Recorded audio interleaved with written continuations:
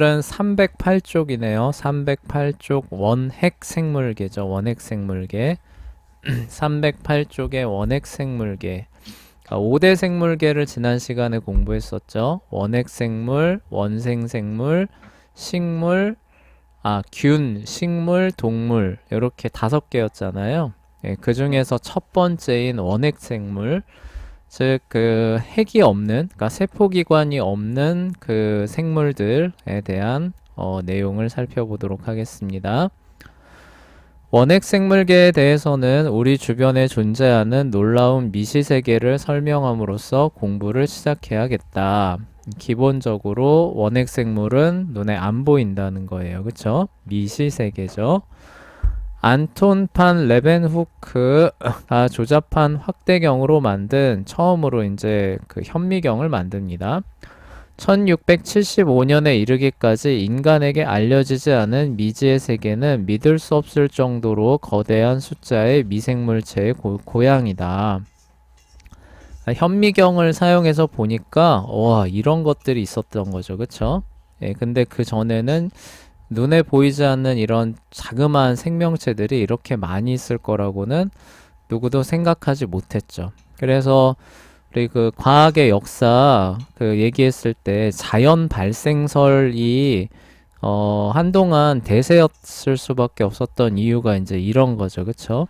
예, 그리고 그래서 그냥 놔두면은 뭐야 이렇게 뭐 생겨나지 않느냐 부패하면서 예, 그러니까 그런 걸 봤을 때 생명체가 자동으로 예, 발생한다. 이제 이렇게 그 주장을 했었던 거죠. 예, 그런 것들이 이제 이 현미경으로부터 시작해서 이제 파스테르의 실험을 통해서 생명체는 오직 생명체로부터만 예, 생겨난다라고 하는 것이 예, 밝혀지게 됐죠.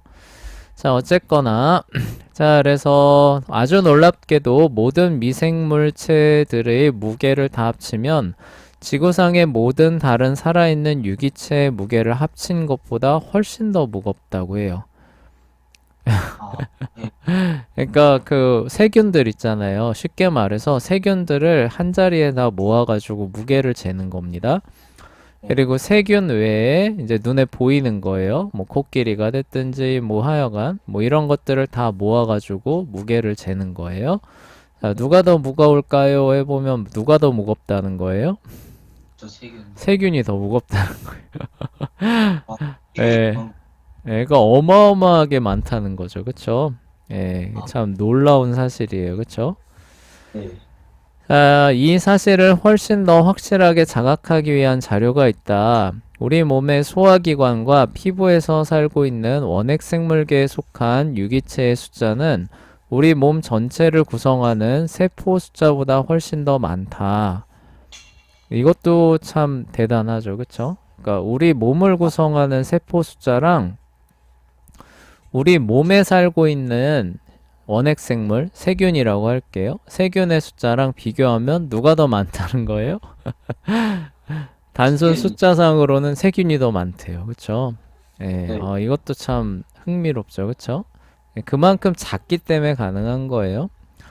자, 비록 미생물체가 아주 작기는 하지만 지구상의 모든 생명체에게 아주 중요한 부분이다. 예, 그래요. 우리가 살아가는 데 있어서 이 원핵 생물들도 굉장히 중요한 역할을 합니다.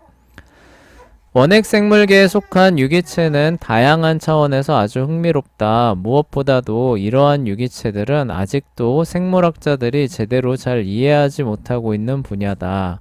그쵸? 예, 잘 이해하기 어렵죠. 예, 일단 너무 작고, 예, 관찰하기도 어렵고, 개체 수는 너무 많고, 그러니까 잘 이해하기가 어렵죠.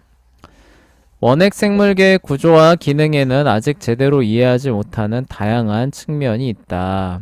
그쵸? 또 세포도 원핵 세포잖아요. 그래서 예, 잘 이해를 더 못하고 있습니다. 예, 둘째, 어떤 유기체들은 다른 유기체에는 치명적인 환경에서도 얼마든지 생존할 수 있다. 그래서 이게 참 미스터리하다는 거죠. 예, 다른 생명체들은 도저히 살 수 없는 곳에서 살아가는 원핵 생물도 있다는 거예요. 예를 들어 지구 표면에서 6km나 떨어진 상공을 떠돌아다니는 먼지 알갱이에서도 살아있는 원핵 생물도 있대요. 아, 6km면은 이거 우리나라 백두산이 2700km 정도 되죠. 그쵸? 아, 예, 그러니까 어마어마하게 높은 거죠. 그러니까 네. 엄청 춥죠. 그쵸?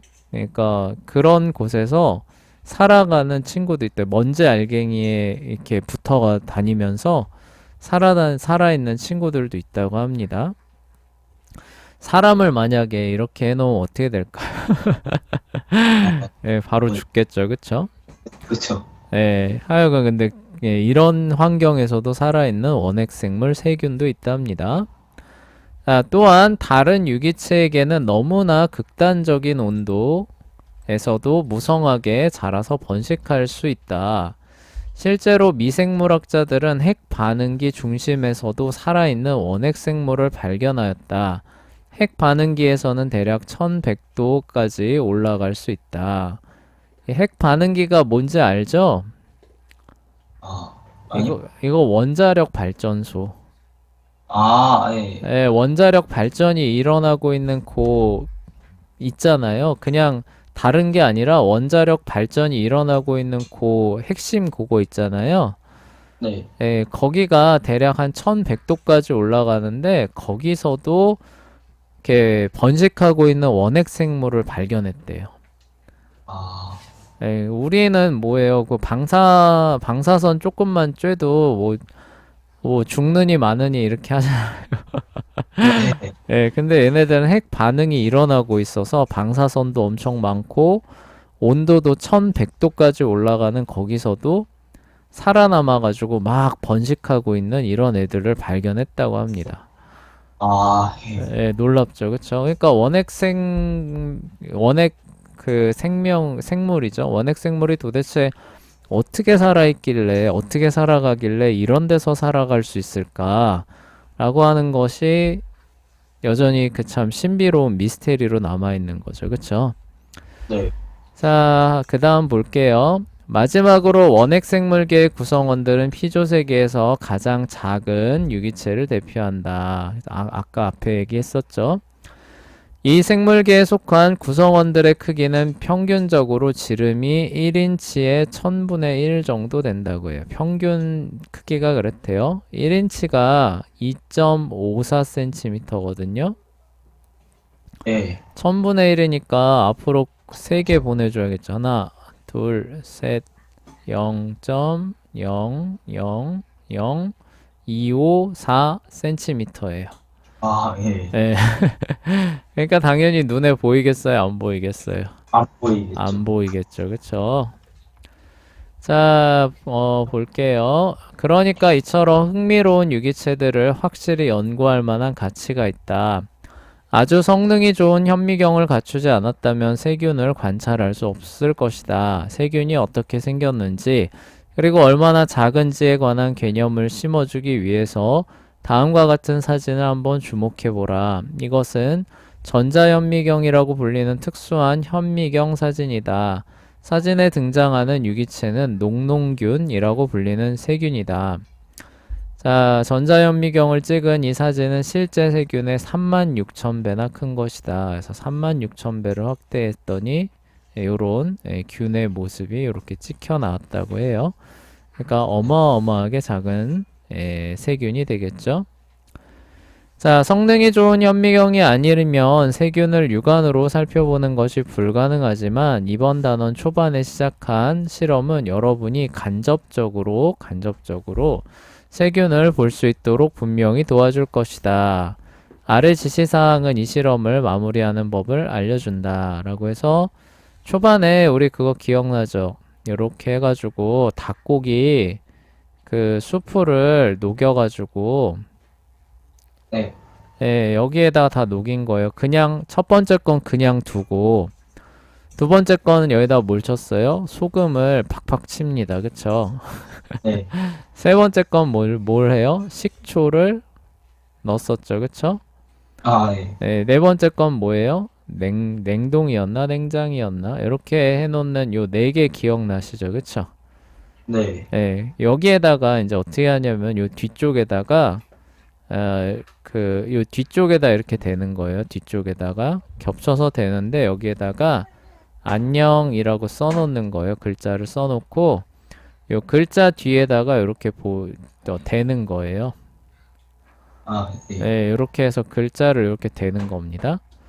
첫 번째 거 아무것도 안 넣은 곳에는 여기다 이렇게 대놓고 읽으라 그러면은 이 글자가 잘 보일까요? 안 보일까요? 안 보이. 아예 거의 안 보여요. 그쵸? 네. 예, 그래서 실제로 이거 해보면은 이제 뭐 이런 식으로 아, 예, 아, 예, 이렇게 보여서 잘 안 보입니다. 그쵸? 네. 근데 소금을 넣은 데는 어떨까요? 잘 보이. 예, 보이긴 해요. 예, 이런 식으로. 네. 이렇게 보일 겁니다. 네. 식초는 어떨 것 같아요? 더 잘 엄청. 보여요. 예, 네. 거의 한 뭐 이 정도 이렇게 보일 거예요. 냉장은 어떨 것 같아요? 완전히 이게 쫙 다. 아니요. 식초가 제일 잘 보이고 냉장이 조금은 그래도 안 보이는 예, 자라서 약간씩은 이렇게 안 보이는 이런 거 돼 있다고 해요. 네. 예, 그래서 그 식초가 가장 잘 보이는 그런 친구고 하여간 아무것도 안 넣은 여기 있잖아요. 요게 가장 안 보인다고 합니다. 자, 다음 넘어가 볼게요. 그래서 뭐 그 얘기를 이제 이렇게 설명을 하고 있고요. 자, 이번 실험에서 무엇을 관찰하였는가? 아마 대조군이라고 쓰인 유리잔을 통해서는 안녕이라는 글자를 전혀 볼 수 없었거나 겨우 간신히 볼 수 있을 정도였을 것이다. 이게 이제 그 얘기죠. 그쵸? 예, 그냥 상온에 방치한 거. 예, 그래서 너무나 안 보이는, 그러니까 세균이 그만큼 많이 자랐기 때문에 이제 예, 제대로 그쵸? 이렇게 뭐라고 해야 되죠? 그 투과가 안 되는 거죠. 자, 그러나 냉장고 속에 들어있었던 액체나 소금을 집어넣은 액체를 통해서는 아마도 안녕이라는 글자를 어느 정도 볼 수 있었을 것이다. 더구나 식초를 집어넣은 액체를 통해서는 아주 분명하게, 그쵸? 식초는 굉장히 깨끗하게 보인다고 해요. 이 모든 것들이 세균과 도대체 무슨 관련이 있단 말인가? 유리잔에 든 액체를 가만히 내버려둔 이틀 동안 박테리아가, 그러니까 세균이죠.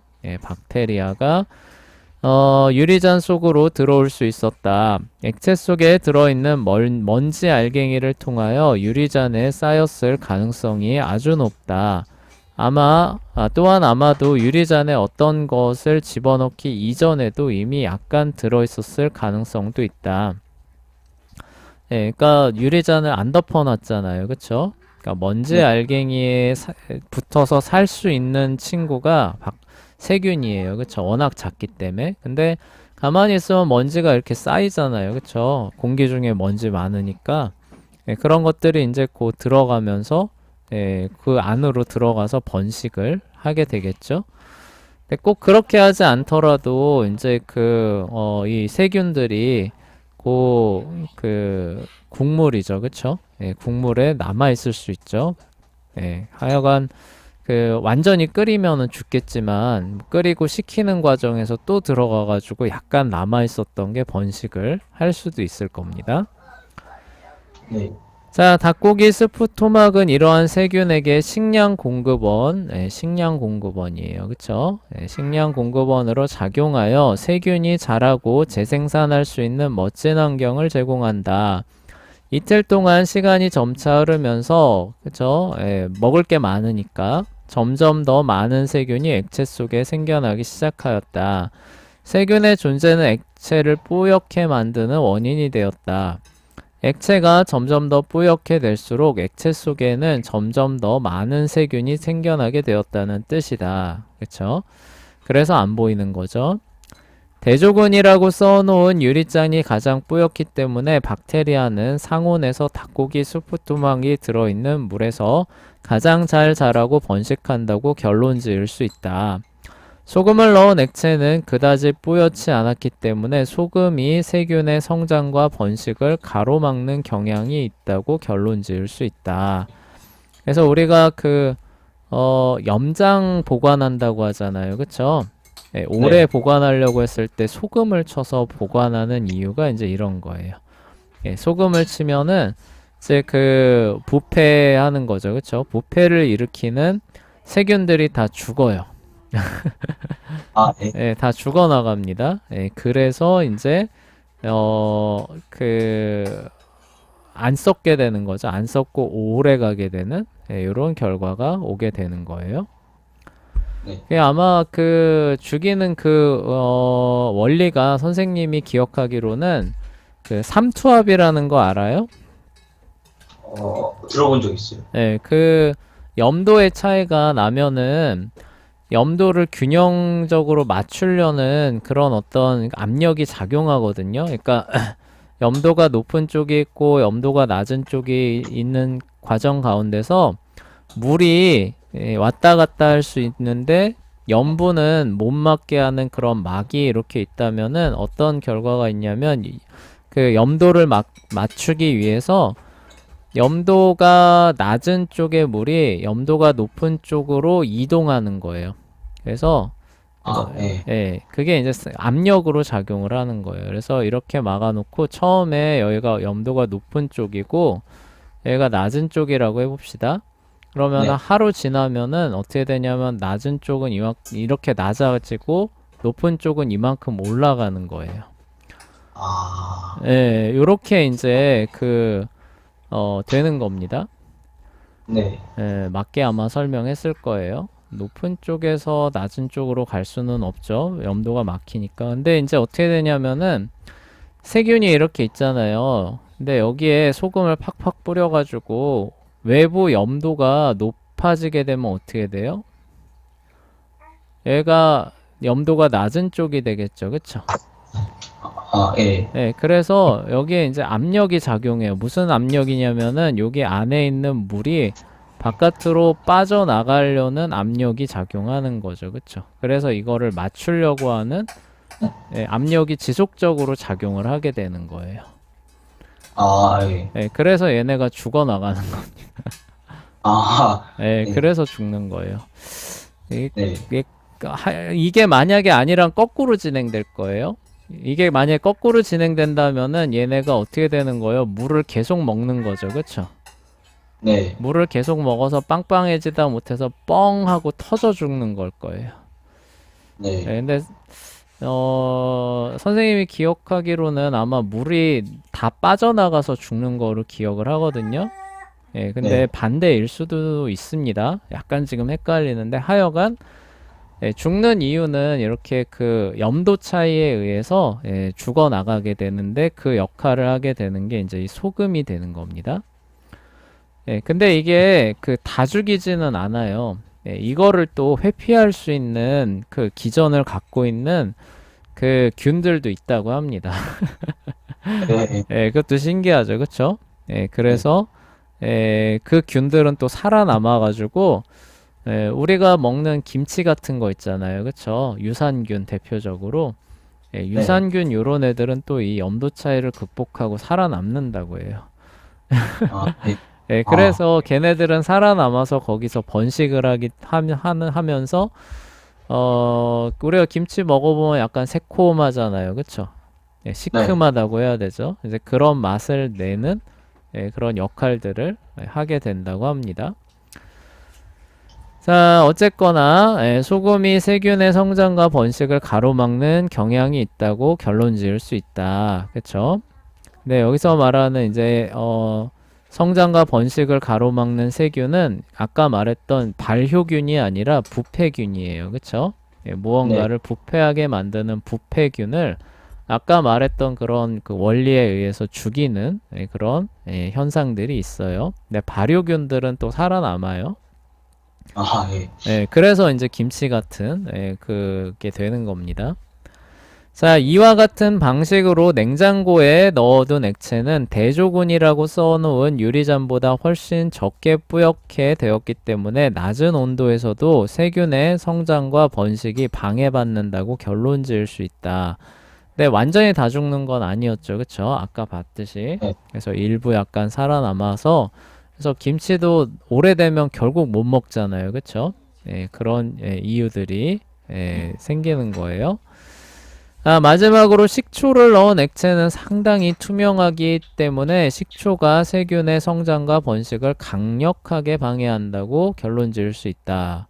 이거는 염도를 이용하는 게 아니라 산성도를 이용하는 거예요. 네. 예, 산도가 높으면은 당연히 어떻게 돼? 우리 예를 들어 우리 피부에다가 염산이나 이런 거 부으면 어떻게 돼요?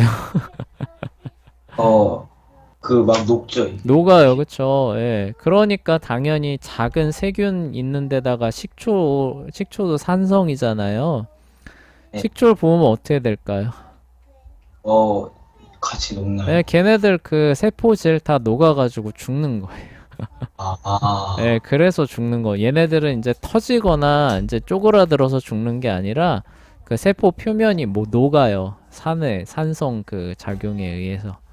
네, 네. 그래서 죽는 겁니다. 근데 이게 훨씬 더 강력하다는 거죠. 그, 이렇게 터트려 죽이는 것보다, 예. 예, 이렇게 녹여서, 예, 죽이는 게 훨씬 더 강력하고 더 효과적이라는 거예요. 네. 예, 잠시 뒤에 이 요점으로 다시 돌아오도록 하겠다. 그러나 먼저 왜 내가 싱크대를 뜨거운 물로 철저하게 씻고 손을 비누와 따뜻한 물로 철저히 닦으라고 말했는지 그 이유를 설명하겠다. 여러분도 잘 알겠지만 이번 실험 과정에서 자라난 모든 세균을 깨끗이 제거하는 일이 굉장히 중요하였다. 그것은 바로 수많은 세균이 병원성 세균이기 때문이다. 아까 말했던 발효균 같은 경우는 병원성 세균이 아니죠. 그쵸?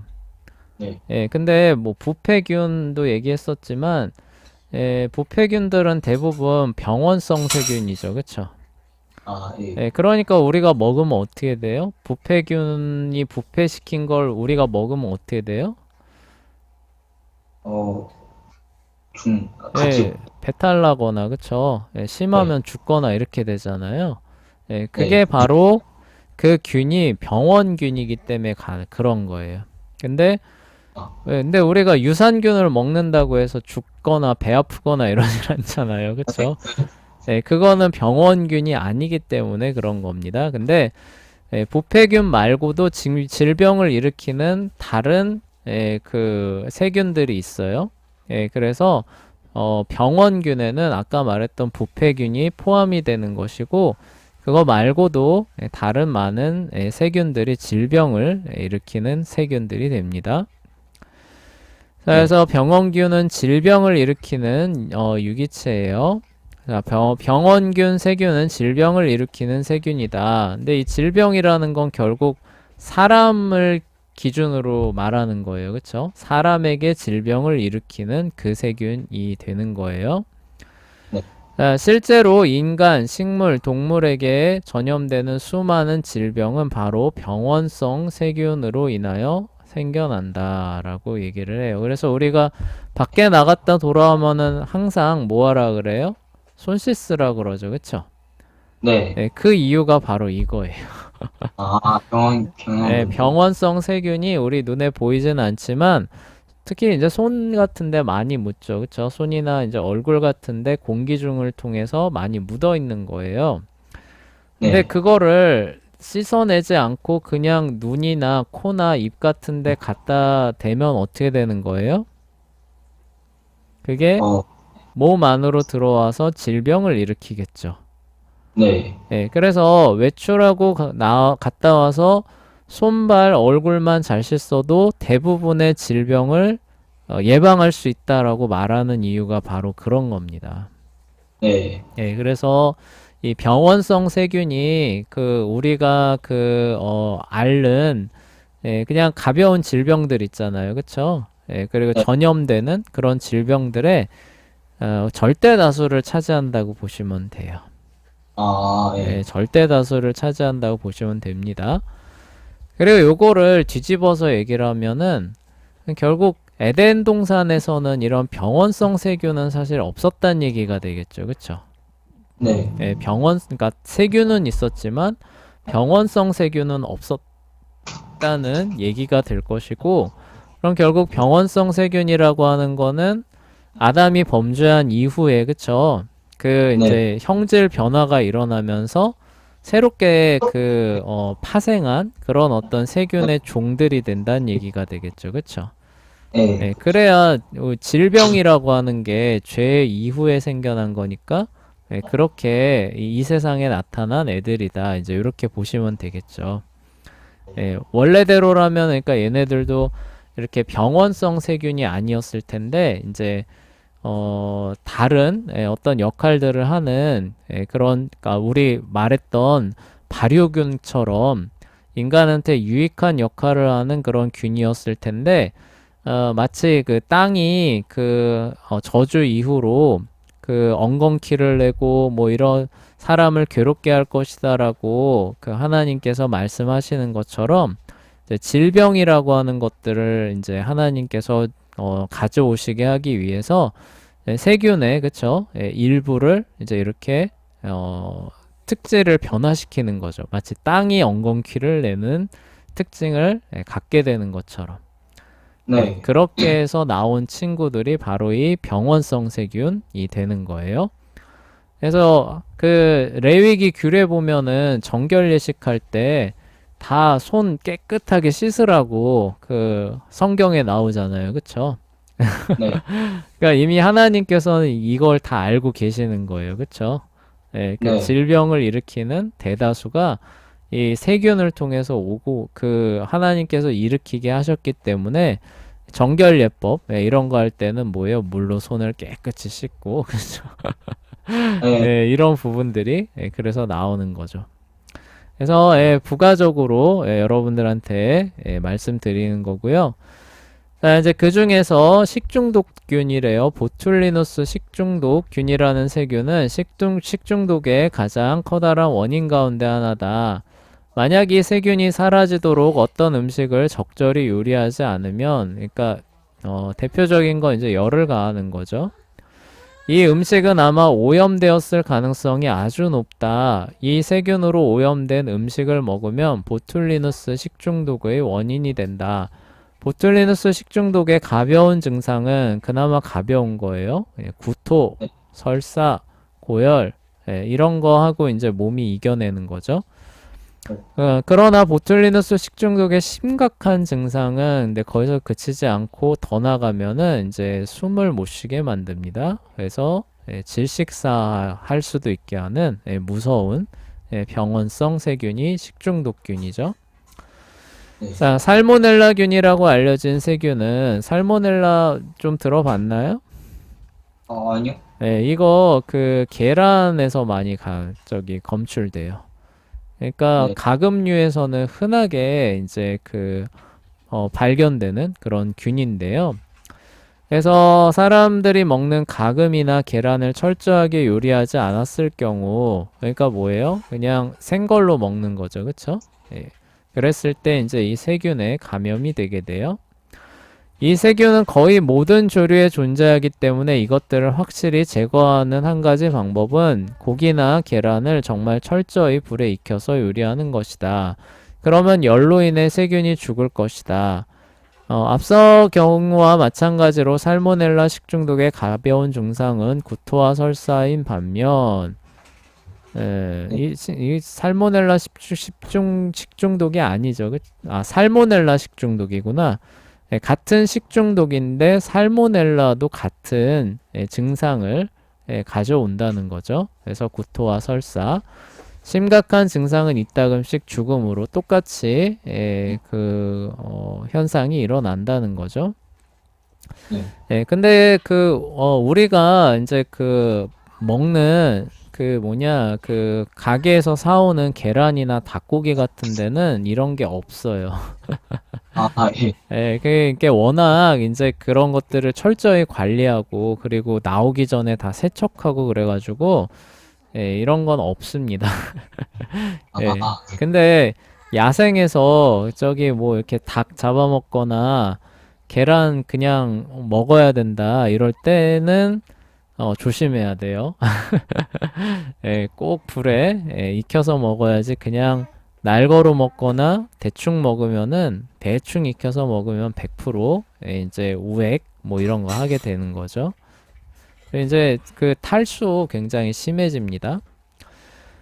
자, 어쨌거나, 자, 이와 같은 목록을 계속해서 끊임없이 이어갈 수도 있다. 수많은 세균이 병원성이기 때문에 거기에 최대한 노출되지 않도록 우리를 스스로 제한하는 것이 매우 중요하다. 그게 바로 싱크대를 철저히 닦으라고 당부하는 이유다. 그래야 모든 세균이 배출구를 통하여 빠져나갈 것이기 때문이다. 그래서 우리가 손 씻는 이유죠. 만약 세균이 싱크대에 남아 있었는데 싱크대에 있던 그릇을 제대로 닦지도 않은 채 그대로 사용했다면 이번 실험을 통하여 자라난 세균에 노출될 가능성이 있을 것이다. 또한 우리는 손을 깨끗이 닦아서 두 번째 실험을 진행하는 동안 손에 묻은 어떤 세균도 배출구를 통해서 다 빠져나가도록 하는 것이 매우 중요하다. 앞에 한 얘기죠. 네. 우리에게는 세균에 노출되는 양을 최대한으로 줄이는 것이 중요하기 때문에 실험 결과를 다시 한번 살펴보는 것이 유익하다. 이번 실험은 상온에서 식량 공급원으로 제공되는 액체에서 세균이 상당히 잘 성장하고 번식한다는 사실을 증명하였다. 이 액체에 소금을 집어넣거나 냉장고에 집어넣어도 어느 정도 세균의 성장과 번식을 줄일 수 있었다. 또한 식초를 집어넣음으로써 훨씬 더 강력하게 세균의 성장과 번식을 제한할 수 있었다. 자, 이제 우리가 먹는 음식을 보통 어떻게 처리하는가를 기준으로 그러한 결과들을 가만히 생각해 보라. 고기, 계란, 우유, 가게에서 파는 여러 가지 식료품들을 구입했을 때 우리는 집에 돌아와서 즉시 어떻게 하는가? 식료품들을 냉장고에 집어넣는다. 그쵸? 같은 이유 때문에 그래요. 세균의 번식을 억제하려고 넣어놓는 겁니다. 대다수 사람들은 적어도 잠시 동안만이라도 그 식료품들이 썩지 않도록 유지하기 위해서라고 말할 것이다. 맞는 말이다. 그런데 그 이유는 무엇인가? 그 대답은 우리가 음식물 부패라고 말하는 것이 세균으로 인하여 생기는 현상이기 때문이다. 그쵸? 부패라고 말하는 것도 세균으로 인하여서 생기는 현상이에요. 그러니까 부패가 뭐냐면은 이 세균들, 박테리아가 막 번식하면서 죽은 거죠. 그쵸? 죽은 애들의 그런 살점이나 이런 것들을 분해해가는 것이 부패예요. 그게 바로 부패입니다. 근데 얘네들도 생명체니까 추운 데 있으면은 활동을 잘 할까요? 못 할까요? 못하게. 여러분들 추우면 밖에 나가서 운동하고 싶어요? 아니요. 이 세균들도 마찬가지예요. 추우면 얘네들도 이 그 활동량이 급격하게 줄어듭니다. 그래서 이미 죽은 어떤 손질된 거죠. 손질된 고기나 아니면 밭에서 따온 채소라고 한다 할지라도 얘네들을 냉장고에 넣어놓으면 어떻게 되는 거예요? 그럭저럭 신선도가 유지가 되는 거죠. 그런데 냉장고에 넣어놓고 한 달 뒤에 가보세요. 그럼 그때도 계속 있나요? 그렇지는 않죠. 그쵸? 그래서 그 정도로 오래 보관하려면 냉장고가 냉장실이 아니라 어디에 넣어요? 그래서 냉동실에 넣어놓죠. 그쵸? 그런 이유가 그래서 되는 겁니다. 자, 우유도 세균 때문에 시큼해지고 응고된다. 고기도 세균 때문에 불쾌한 썩는 냄새를 풍긴다. 이처럼 음식물은 냉장고에 넣어서 보관하면 세균의 성장과 번식을 줄일 수 있다. 그래서 이 부패라고 하는 게 이제 죽은 생명체예요. 죽은 생명체에 이제 그런 것들이 풀어지는 과정인데 그 풀어지는 과정의 대부분이 그 세균을 통해서 일어나는 거예요. 그렇기 때문에 세균의 활동과 영향을 최대한 억제하거나 배제하면은 잘 안 썩습니다. 그러니까 잘 부패가 잘 이렇게 풀어지는 게 덜해지는 거예요. 그거를 활용해서 우리가 식료품을 보관하는 그 방식을 쓰는 건데, 첫 번째는 온도를 낮춘다. 그쵸? 이런 거죠. 우리가 냉장고를 사용하기 전에는 사람들이 어떻게 고기를 저장했는지 아는가? 일반적인 방법은 고기를 소금에 절이는 것이 없다. 이거는 선생님 얘기했었죠. 이것도 마찬가지예요. 부패시키는, 발효시키는 게 아니에요. 그러니까 발효시키는 것도 어떻게 보면 부패시키는 거예요. 그 얘네들을 분해시키는 건데, 얘네들은 분해시켜서 우리 몸에 도움이 되는 물질을 만들어내죠. 그쵸? 네. 그러니까 그런 애들은 살려둬도 우리가 먹는데 지장이 없어요. 그쵸? 아, 예. 걔네들이 뭐 그 고기 덩어리 전체를 다 분해시키는 데는 시간이 어마어마하게 들 거 아니에요. 그쵸? 네. 그러니까 걔네들은 좀 살려두어도 큰 상관은 없는 겁니다. 근데 다른 애들은 살려두면 어떻게 되는 거예요? 우리가 못 먹겠죠. 그쵸? 먹으면은 아까 뭐 식중독 이런 거 일어나니까. 그러니까 여기 어떻게 되는 거예요? 여기에 소금을 쫙쫙 쳐주면은 발효균은 살아남고 그래서 네. 조금씩 분해하면서 우리에게 그 유용한 물질들을 만들어내주고, 그 우리한테 병을 일으키는 애들은 이제 염도차로 인해서 죽어나가고, 그래서 보존도 되고 이제 이런 겁니다. 네. 자, 이전 실험에서 증명된 것처럼 소금은 냉장고와 거의 비슷한 수준으로 세균의 성장과 번식을 억제하는 것으로 보인다. 그 결과 냉장고가 널리 사용되기 이전에 소금은 사람들 사이에서 굉장히 귀중한 물질이었다. 물론 소금을 사용하는 것과 관련된 한 가지 문제는 사람들이 저장하려는 음식물의 맛을 변화시킨다는 점이다. 고기에 대해서는 일반적으로 소금이 맛을 더해주기 때문에 별 문제는 없다. 근데 보관할 정도로 짜게 만들면은 어마어마하게 짜요. 아, 진짜 심하게 짭니다. 그래서 다른 거랑 같이 먹어야 돼요. 자, 그러나 아무도 소금을 친 우유는 마시고 싶어 하지 않을 것이다. 근데 우유에 소금 타 먹어도 먹을만해요. 아, 먹어봤는데요. 네, 하여간 그렇대요. 네. 이처럼 소금이 비록 어떤 음식물을 저장할 수 있도록 시간을 연장하도록 도와주기는 했지만 냉장고처럼 폭넓게 사용할 수는 없다. 시간이 없네요. 빨리 할게요. 식초를 사용하는 것은 어떤가? 무엇보다 이전 실험을 통하여 식초를 첨가하는 것이 소금이나 냉장고를 사용하는 것보다 세균의 성장과 번식을 억제한다는 사실이 증명되었다. 어떤 사람들은 음식물을 장기간 보존하기 위하여 아직도 식초를 사용한다. 우리는 그와 같은 처리 방식을 초절임, 피클링이죠. 우리가 말하는 피클 있죠. 그게 바로 요 방식을 사용하는 겁니다. 아, 예. 그리고 이제 조금 넘어갈게 시간이 없어서. 그리고 이제 밀폐하는 방법도 있어요. 공기가 통하지 않게 차단하는 겁니다. 통조림이 이제 그런 그 방식을 사용하는데, 이거는 어떻게 되는 거냐면은 끓여가지고 애초에 세균이 못 그러니까 멸균을 시켜 놓은 다음에 세균이 자체적으로 못 들어가게 공기를 딱 막아버리면 어떻게 되는 거예요? 생물은 생물 안에서만 발생한다 그랬잖아요. 그러니까 그 안엔 세균이 더 이상 있어요, 없어요? 없죠. 그러니까 세균에 의한 부패가 안 일어나게 되는 거예요. 네. 그래서 오래 가는 게 이제 통조림. 그리고 우리가 그 비닐로 이렇게 팩해서 나오는 고기들 있잖아요. 그쵸? 네. 그런 것들이 이제 이런 원리가 되는 거죠.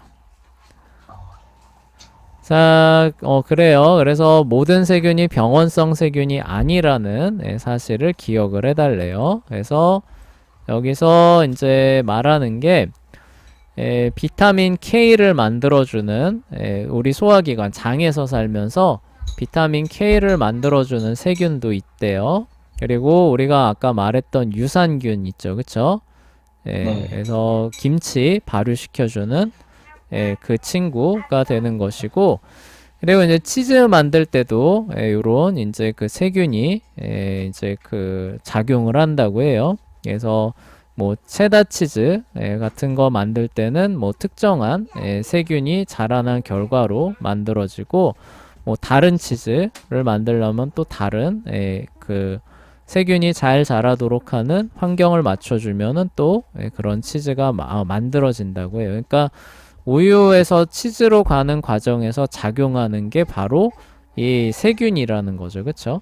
예. 네. 그래서 어떤 세균이 작용하느냐에 따라서 우리가 먹는 좋아하는 그런 치즈가 만들어진다. 이런 얘기죠. 자, 그래서 세균의 형태, 온도, 성장을 변화시키면 다른 형태의 치즈가 만들어지고요. 그리고 소금에 절인 양배추, 사우어크라우트죠.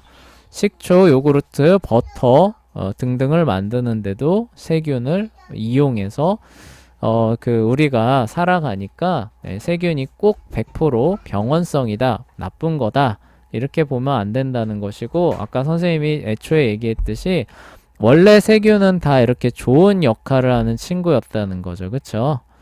그런데 이제 아담이 죄를 짓고 난 이후에 병원성을 가진 애들이 출현을 하게 돼서 우리가 고통을 받는 것이지, 그 이전에는 원래는 다 뭐예요? 유익한 역할들만 하는 그런 녀석들이었다는 거죠. 네. 자, 그래요. 오늘은 이제 여기까지 하도록 하겠습니다.